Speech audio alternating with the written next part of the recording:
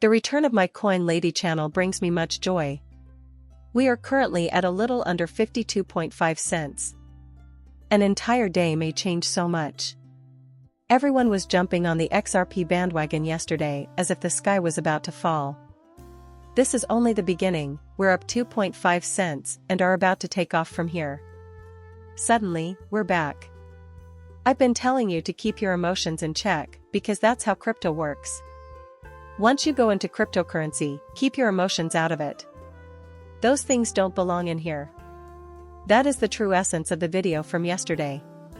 Entering the cryptocurrency market while everyone else is selling requires a certain level of ruthlessness. Crypto is structured such that you must either the buyer or the seller. You can't show any feelings if you're trying to become wealthy in this area. It was my intention to convey that particular message. Plus, I got a lot of backlash for my choice of words. I used a few expletives in the video. However, I believe there was a purpose behind its wording. It seems like a lot of people are fixated on the cost. The much larger picture must be considered.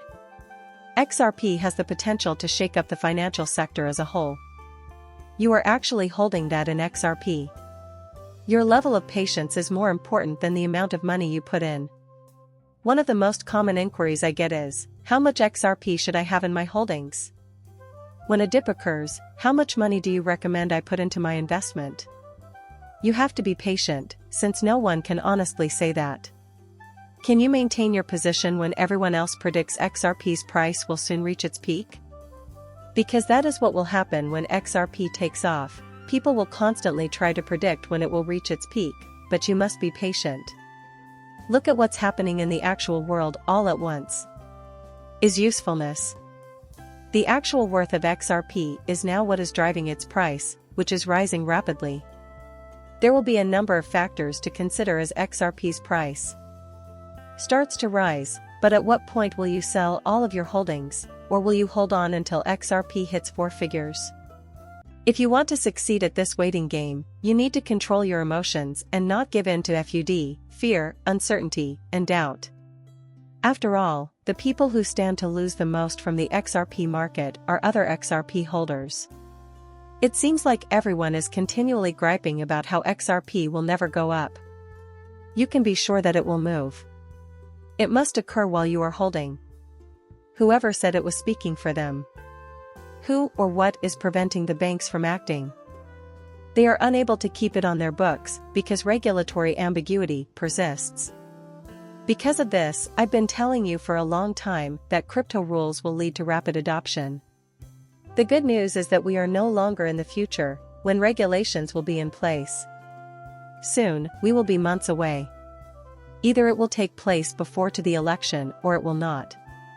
The world is already pressing for it to happen soon after the elections. All throughout the globe, you may observe this phenomenon in action. The United States appears to be falling behind. According to Brad, they are the plumbing crew. There you have it, one way to view all those rails. Imagine them as the pipelines or trains that XRP will eventually travel through. These infrastructures are currently in place all around the globe. Inside, Ripple rails are already present in the majority of BRICS nations. You can see that Ripple is fixing the banking system right here. Even though Ripple is now offering messaging as well, the largest value they provide is instant settlement, and every single BRICS country and country looking to join the BRICS is already working with Ripple in some way, either directly or through a Ripple partner. Do you know what everyone is rushing toward these days? Real-time payments and fast settlement. Ripple is addressing the SWIFT issues at their source, in the banks, which are the most obvious parts of the network. You won't see XRP's value rise like never before until they solve it system-wide. SWIFT is so ancient and out of date that it causes problems on the back end for even the most popular mobile payment apps. What Ripple really wants is to be the platform that handles all derivatives market transactions. The largest participant is the derivatives market. Every day, it processes trillions of dollars in transactions. If we can corner the derivatives market, we can easily reach 3 or 4 figures for XRP. This is bound to happen eventually, as Ripple is already weaving its way into this industry. During the past 10 years, Ripple has done nothing except expand. They gained significant steam in 2022. 2023 with even greater drive. The current state of the XRP price, however, has many concerned. Because of that, I am informing you. No matter what night it is, I always slumber like a baby. Market uncertainty doesn't affect me because I'm an XRP investor. The value of XRP is irrelevant to me. I will purchase additional of it if it is currently falling. Want to know why? Simply said, I am fully aware that this will transpire. An updated version based on more research is available to you, and all the facts are out there. This is from Great Drop, and I felt compelled to share it with the original Bitcoin, XRP, and XLM developers. As you can see, Jed McCaleb is associated with all three of these projects, and David Schwartz is as well. You can see that everyone engaged with Bitcoin from its inception, Arthur Brito, Satoshi, Hal Finney, Gavin Anderson, and Mike Hearn, went on to make even greater things. When compared to Bitcoin, XRP and XLM are superior. It helps to put things in context, thus I thought it was a good idea to communicate that XRP and XLM are the actual Bitcoins, and Bitcoin was only a test for them. As time goes on and XRP and XLM's usefulness propels this market forward, Bitcoin's relevance will wane. However, the largest blow to Bitcoin will come from the demise of Tether. The following is a secret presentation outlining the viewpoint of the institution regarding Tether. Stability assessment frameworks have been developed by institutions such as S&P to precisely examine the quality of stable currencies. With 1 being the best and 5 the worst, they zero in on Tether and give it a score of 4. There is worry about Tether's reserve transparency and the fact that it has substantial credit market and interest rate risk. Its grade was dismal.